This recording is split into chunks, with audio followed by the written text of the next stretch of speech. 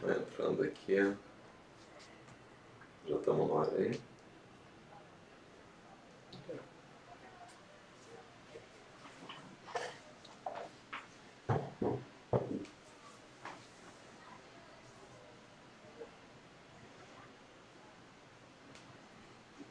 Legal, pessoal. Boa noite. Estamos começando o nosso live aqui.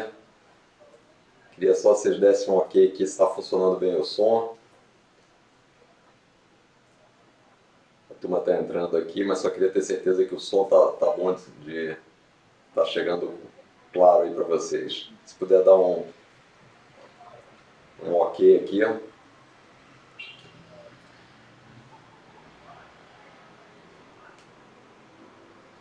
Bom, vamos lá. Primeiro, então, queria agradecer a todo mundo que está aí. A gente vai estar experimentando essa ideia. Temos feito aí vários eventos pelo Brasil, várias apresentações minhas e apresentações do Novo, mas mesmo querendo falar com todo mundo é impossível. A gente quer usar esse canal aqui com uma frequência grande. A nossa ideia seria toda semana estar fazendo um live para quê? Para divulgar mais as ideias, as propostas do Novo, as propostas de governo, mais à frente, quando isso for possível, até por conta da legislação eleitoral, e principalmente interagir com vocês, tirar as dúvidas, responder questionamentos, a gente acompanhar um pouco do que está acontecendo e ter essa possibilidade de ter total transparência no que a gente está colocando, que é fundamental e é um dos princípios e valores mais importantes que a gente tem aqui no Novo, né? E o primeiro tema que eu escolhi é para a gente falar sobre privilégios, né? No final, eu queria também ouvir um pouco de vocês, sugestões para os próximos temas e testar o modelo, né? A ideia era sempre tentar fazer na segunda-feira, nesse horário. Eventualmente uma outra vez pode não ser possível, em função de eventos fora aí, mas vamos tentar fazer isso e vocês vão nos dando feedback aí do que estão achando. Bom, então eu queria falar um pouco sobre privilégios, né? Acho que isso é um negócio que incomoda a todos nós, né? E é um negócio que a cada dia que passa a gente descobre mais privilégios na área pública. Essa última semana, por exemplo, eu descobri alguma coisa que eu não sabia, que tem um tal de um auxílio esposa para todos os membros do TCU em São Paulo. Então todo mundo que é casado, todo homem que é casado ou tem uma companheira, ele passa a receber um auxílio esposa. A outra coisa também que eu descobri aí é que tem um assessor de check-in para os senadores e membros do Supremo. O que esse sujeito faz? Ele vai lá, tira o cartão de embarque, carrega a mala dos nossos senadores e dos membros do STF. Quer dizer, tudo isso pago com o nosso dinheiro. Mas esses são só alguns exemplos de coisas muito esdrúxulas, né? Mas vamos falar já já dos grandes valores, onde é que estão e por que a gente precisa mexer nisso, né? Basicamente, o Estado brasileiro, ao contrário do que muita gente imagina, e às vezes até ao contrário do que deveria ser, ele é um grande concentrador de renda. Ele tira dos mais pobres e transfere para os mais ricos.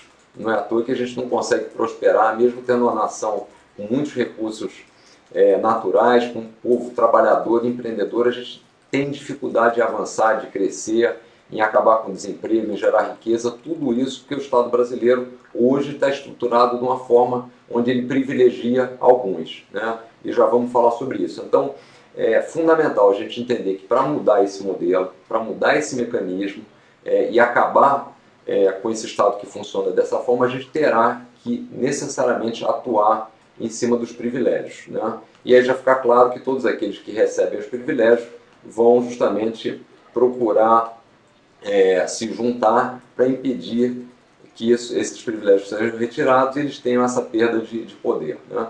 Então eu queria falar um pouquinho dos privilégios que a gente tem em três grandes grupos, né? Acho que isso que é interessante.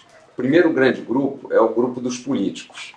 Acho que esse está muito claro e é interessante a gente detalhar um pouco para a gente ter noção do que pode ser alterado.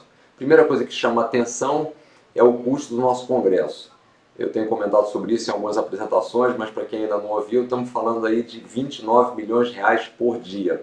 Mais de 10 bilhões de reais por ano é o que custa o Congresso Nacional. Com senadores, aí, em alguns casos, tendo até 90 assessores. Deputados tendo 25 assessores de uma série de auxílios, né, que a gente já viu, auxílio moradia, auxílio combustível e por aí vai. Então esse é um primeiro grande privilégio dos políticos. O segundo é dos partidos, que também era um assunto que passava muito distante, a gente não tinha muita noção disso, que era a questão de fundo partidário, fundo eleitoral e tempo de televisão gratuito, que não tem nada de gratuito. Esse número, só para a gente ter uma ideia, esse ano vai ser alguma coisa como 3 bilhões e meio de reais. O que é isso? O dinheiro está saindo do nosso bolso, dos impostos, da educação, da saúde e está indo financiar partidos políticos, normalmente partidos políticos com os quais a gente não se identifica e muitas vezes não gostaria de estar financiando dessa forma compulsória. E um terceiro dado interessante dos políticos, dos privilégios da classe política, é justamente a capacidade de indicar membros, diretores, presidentes e funcionários das empresas estatais. Hoje mesmo saiu uma matéria na Dataprev mostrando que boa parte da gestão da empresa foi delegada a um político e colocou lá muitos assessores, muitas pessoas, muitos familiares ocupando os cargos de comissão. E só para lembrar o custo disso, nos últimos 2 anos, as empresas estatais, algumas delas, tiveram um prejuízo de 40 bilhões de reais. Dinheiro então que saiu do nosso bolso, dos impostos, para pagar isso. Então, o primeiro grande grupo está claro, políticos, a gente tem que mexer aí. Segundo grande grupo, uma elite do funcionalismo público. Aí vale a pena comentar também de novo alguns dados só para a gente ter noção.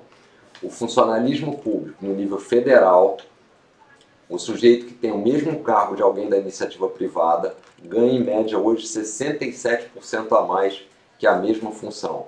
Quando você vai para o nível estadual, o sujeito ganha mais ou menos 30% a mais. Se a gente fizesse um exercíciozinho, isso o Banco Mundial até apresentou recentemente, mostrando que se a gente trouxesse esse prêmio, que está em 67% num caso e 30% no outro, para 15%, 16%, dava para fazer uma economia de 60 bilhões de reais. Estamos falando aí de mais de 2 Bolsa Famílias, né, no ano. Então esse é algo que a gente tem que mexer também. E aí a gente vai para um grande problema do Brasil hoje, que é a questão da Previdência. Só lembrando, ano passado, um rombo enorme de quase 270 bilhões de reais, uma resistência muito grande das pessoas para fazerem a reforma da Previdência, mas aí vamos ver o que está vindo, da onde vem esse buraco, né? Funcionário da iniciativa privada, aposentado, ganha em média R$ 1.200 de aposentadoria. Funcionário da iniciativa pública, aposentado, dependendo da tarefa que está, do órgão que estava, a média vem de 8 até 28 mil reais por ano. Isso fez com que o déficit da Previdência no funcionalismo privado, na média, fosse de 5 mil reais por indivíduo no ano passado, e o mesmo déficit no mundo público fosse da ordem de 78 mil reais, ou seja, 16 vezes maior. Então aí é algo que a gente tem que mudar. E um terceiro e último grupo são algumas empresas, algumas grandes empresas da nossa elite empresarial que também se beneficiam desse modelo. Como é que vem esse benefício, né? Vem de várias formas. Primeiro, taxa de juros subsidiada. O velho BNDES dando dinheiro a taxa abaixo de mercado para grandes grupos econômicos. Nos últimos 10 anos, de 2007 a 2016, isso foram 240 bilhões de reais. Várias vezes, cerca de 8 a 9 vezes o que foi gasto por ano no Bolsa Família. Segundo, barreiras protecionistas. Cheia de barreiras na alfândega, para justamente faz com que a gente tenha produtos mais caros e impeça a concorrência. De novo, benefício para grandes grupos. E o terceiro, existe uma série de desonerações. Só para vocês terem uma ideia, estamos falando hoje de cerca de 280 bilhões de reais e 45% dessas desonerações ninguém mensura o que é feito. Então, resumo da história, antes da gente abrir para as perguntas. 3 grandes grupos que a gente vai ter que modificar. Políticos, elite do funcionalismo público e alguns grandes grupos empresariais. É óbvio que teremos reação e a gente terá que ser muito firme nessas mudanças e contar com todos vocês para conseguirmos efetivá-las, né? Acho que esse é o recado principal, mas assim, a gente só conseguirá ter uma nação próspera, com melhor qualidade de vida, que combate efetivamente a pobreza, se a gente tiver a possibilidade de mexer nesses privilégios e mecanismos que no fim das contas, quer dizer, todos nós, uma grande maioria silenciosa, paga a conta para uma elite nesses 3 grupos que se beneficiam disso. Normalmente quem está no poder não quer mudanças, não quer que esse modelo seja alterado, mas é isso que a gente precisa lutar para realmente fazer um novo Brasil, né? Acho que era essa a ideia principal. Vamos falar um pouquinho agora, só pegar um pouco das perguntas aqui. Estou recebendo aqui já por WhatsApp, mas estou lendo aqui também o que está sendo mandado aqui nos comentários, mas vamos lá. Jonathan, gostaria de ver nessa lista está os privilégios aos grandes empresários do Brasil e tal Bolsa Empresário. Jonathan, é isso aí. Essa ideia do BNDES dar dinheiro subsidiado não faz o menor sentido, a gente tem que acabar com isso. Esse é uma das nossas bandeiras.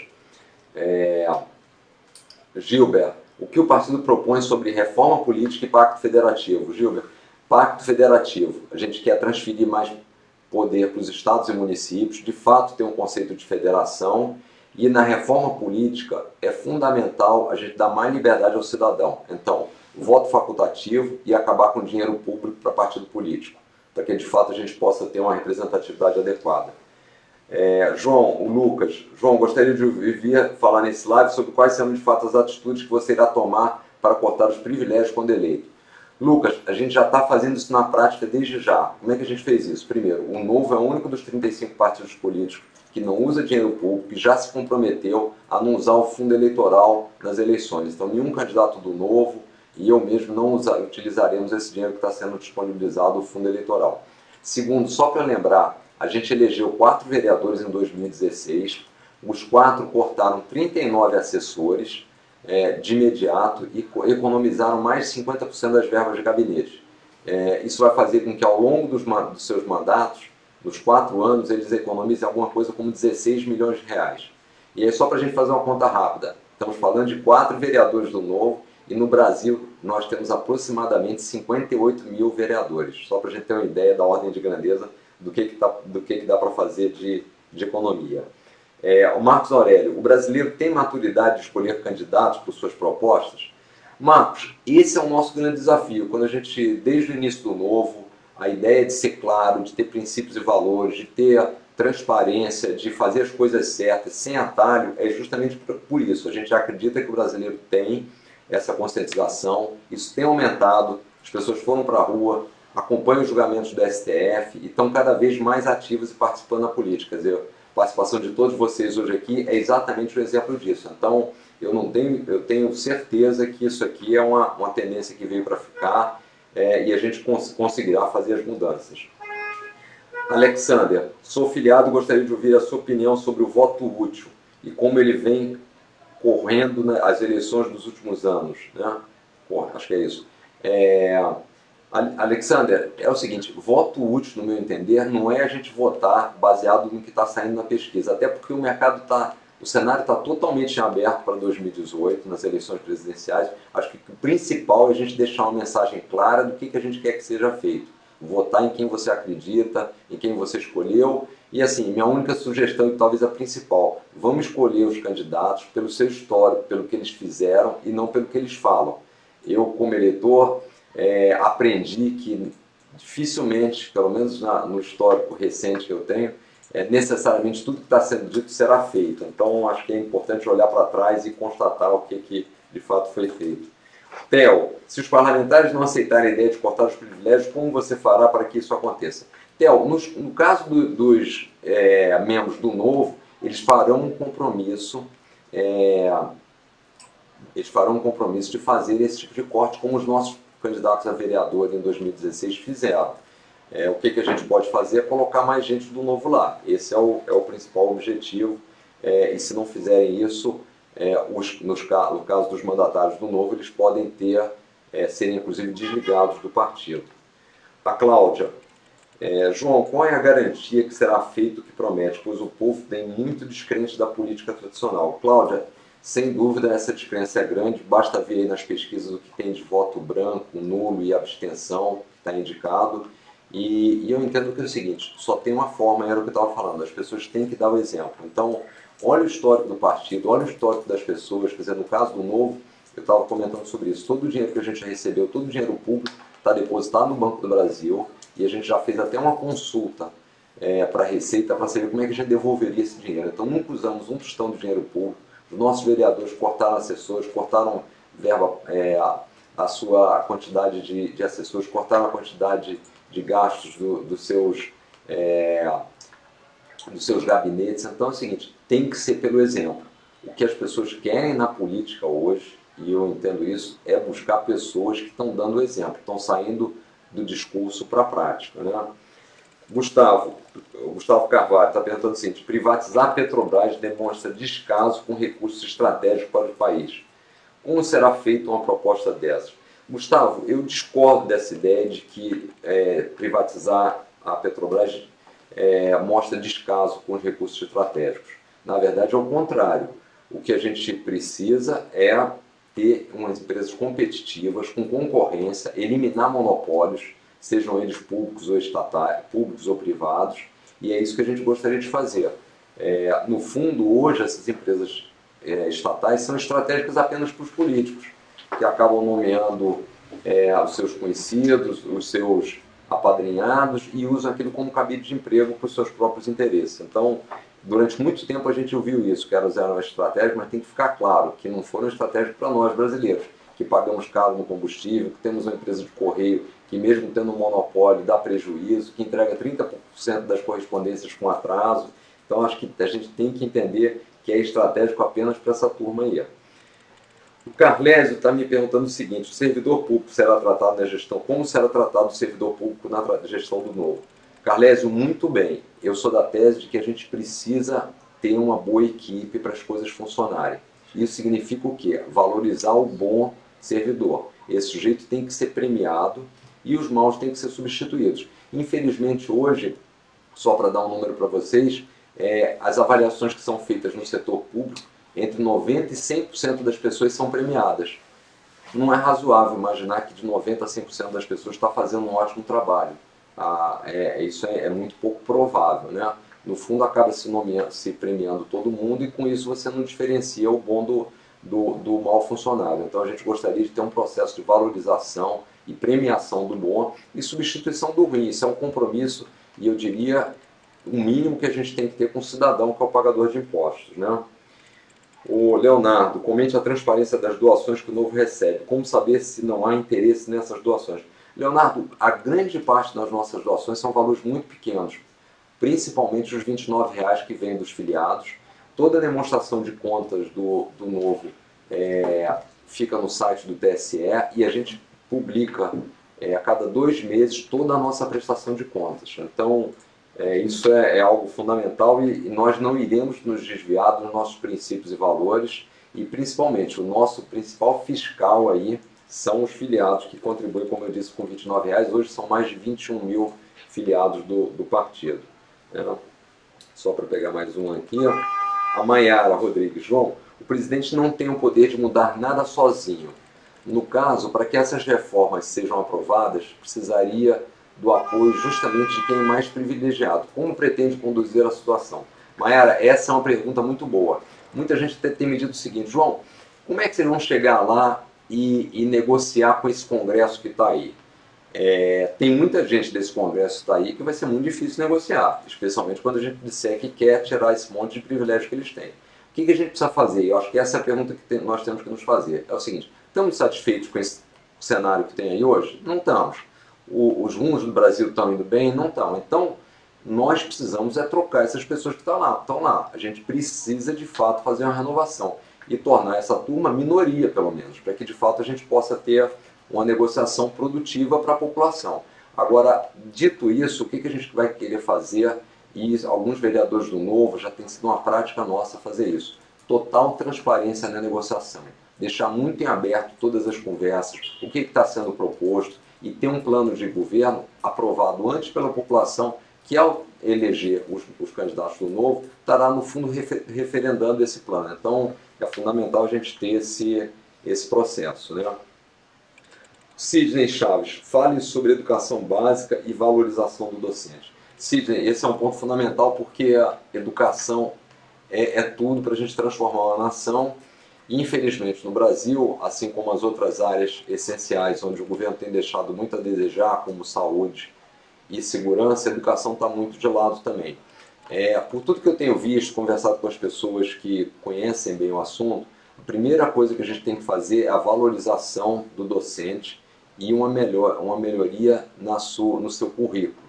E entrando mais em detalhes sobre isso, né? O Brasil está muito mal classificado no ranking do PISA, e nosso ensino básico e fundamental é sofrível, né? Agora, o que a gente observa vendo os países que vão muito bem? Que o principal diferenciação está na formação do docente. No Brasil, cerca de 2/3 da carga eletiva dos docentes de pedagogia está relacionado à parte teórica e um terço apenas à metodologia de ensino. Quando você vai para um país como Singapura, por exemplo, que é o primeiro no ranking do PISA, Singapura gasta 10% com teoria sobre educação e 90% com metodologia de ensino. Então, acho que isso nos dá uma pista muito grande do que a gente precisa fazer. Então, valorizar o docente para atrair mais gente para esse tipo de atividade e mudar um pouco esse mix do ensino, da pedagogia, justamente para a gente ter gente mais capacitada e mais pronta para as pessoas de fato saírem da escola sabendo ler, escrever e somar, que é o que não tem acontecido no Brasil, né? A Cláudia está me perguntando o seguinte: se a gente pensa em diminuir o número de ministérios. Certamente, Cláudia, a ideia que a gente está trabalhando é ter alguma coisa como 12 ministérios. Por quê? Para ter uma economia e para ter uma operacionalidade muito maior. Não faz sentido você ter 30 ministérios, 150 secretarias, como tem hoje no Brasil. Isso é totalmente disfuncional, você não consegue dar senso de equipe, fazer as pessoas trabalharem em conjunto, terem metas únicas, trabalharem realmente como uma equipe. Então isso a gente pretende fazer, e eu diria, tão importante quanto a redução da quantidade de ministérios, é ter pessoas de fato que entendam do que estão fazendo. Gente técnica, que não foi indicação política, que entende do setor que está e, consequentemente, vai trazer uma boa equipe e vai dar um resultado muito melhor do que a gente está tendo hoje. Marcelo, boa noite. Marcelo de Souza. João, o que será feito para conseguirmos diminuir o desemprego? Marcelo, a minha observação sobre isso é a seguinte: o Brasil hoje é um dos países com menor liberdade econômica. O Brasil está no ranking número 153 de liberdade econômica.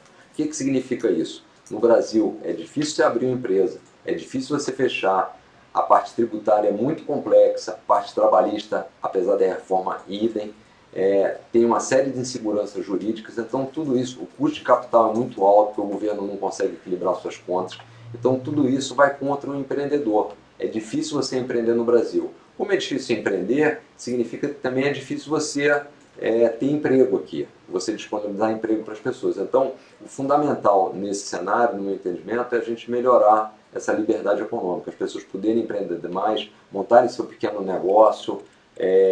O Brasil precisa propiciar um ambiente melhor para esse tipo de coisa, e a gente foi na direção contrária.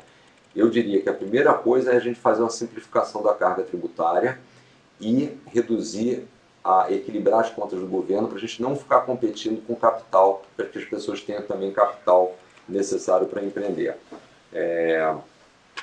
Fernando César, o candidato, está perguntando de que estado eu sou carioca, Fernando.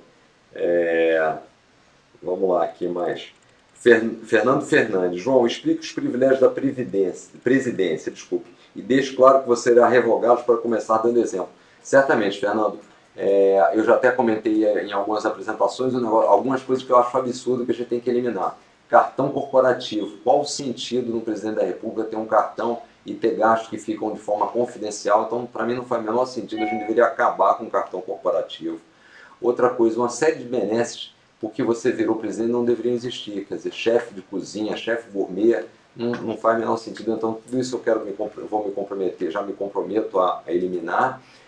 E outra coisa também, nós entendemos, e isso já foi até uma discussão com outros candidatos a cargos majoritários ao governo em 5 estados onde o Novo vai participar, só para vocês saberem, que será o Distrito Federal, Rio de Janeiro, São Paulo, Minas e Rio Grande do Sul. Não faz sentido a gente ir morar em palácio, todo mundo tem que morar numa residência. Tudo bem, vamos ver o aspecto de segurança, ter a segurança adequada por conta do cargo, mas não faz sentido morar em palácios. Os palácios poderiam ser muito bem abertos à visitação pública, como se fossem museus, com um custo muito menor, então, de manutenção dado que a gente não estaria lá. Então, de novo, essas são coisas que a gente precisa fazer de imediato. Charles, o que acha do sistema prisional brasileiro? Deve ser privatizado? Dá para fazer parcerias público-privadas? Dá para fazer, Charles, parceria público-privada? Alguns estados já têm feito, tem funcionado bem. Infelizmente, o nosso sistema prisional hoje virou uma máquina de formação de novos criminosos, então a gente tem que mudar esse processo. E, de novo, aí volta a questão de gestão, que na área pública tem deixado muito a desejar. E um tópico que eu não falei, que eu acho importante ressaltar na parte de gestão, o que uma empresa vai bem na parte de gestão? Em função de duas coisas: qualidade do time e uso de tecnologia. Quando você vai para o Brasil, para a área pública, você tem pouca incentivo às pessoas a irem bem na área pública, você não tem premiações efetivas e você tem muito pouco uso de tecnologia. Então, acho que essas coisas que a gente queria modificar. Bom, só para fechar mais uma ou duas, para não ficar muito longo, semana que vem tem mais. Só para pegar aqui do Paulo César Pantoja, como você poderia diminuir a carga de impostos? Paulo, a primeira coisa é equilibrar as contas para que a gente possa realmente caminhar para a redução dos impostos. Algo que a gente tem que fazer, que não tem jeito, que é o que mais pesa hoje a reforma da Previdência, e uma simplificação de imediato dos tributos. Então, por exemplo, reunir pelo menos 5 tributos, que é o IPI, ICMS, ISS, PIS e CONFINS, num único tributo, que é como se fosse um imposto sobre o valor agregado. Isso já aumentaria muito a produtividade das empresas e, consequentemente, o custo para o cidadão. E por último, só para pegar aqui do Marcos Ferrari, como fazemos para ajudar nessa difícil campanha? Existem grupos que se dizem liberais que realmente não estão fazendo campanha com dinheiro público. O Novo é o único projeto realmente liberal nessa corrida, mas ainda está inexpressivo. Vamos ajudar. Marcos, é isso aí.